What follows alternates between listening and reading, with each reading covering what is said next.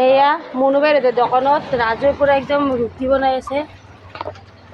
ৰাজু চা কি ৰুটি বনাই আছা? এই ৰাজুৰ পৰা ৰুটি কেতিয়াবাৰ জানা হ'লে ৰুটি বনোৱা?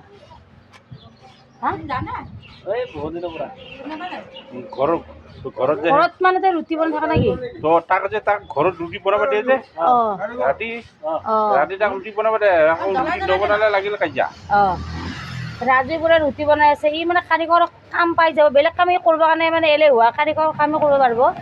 যিয়ে নহওক আপোনালোক যদি কাৰিকৰ লাগে ৰুটি বনোৱা, ৰাজুকে কৰিব পাৰিব ঠিক না। এয়া ৰুটি বেলি আছে একদম, কি গোল গোল কৰি বেলি আছে ৰুটিটো।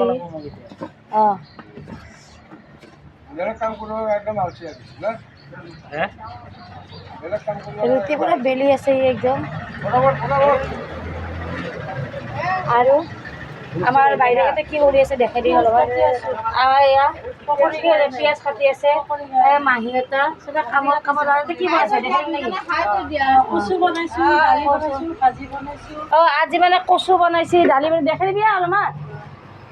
এয়া কচু বনাই আছে, দালি বনাইছে, দেখাই দি খুলি খুলি ক'ত কি আছে। পিঁয়াজ মানে পিঁয়াজটো দেখা পাইছে দে। ভাত এয়া ভাজি, এয়া মানে ভাজি মিক্স ভাজি, কচু কচু বনাইছে। এয়া কচু শুকান মাছ দিছে নেকি?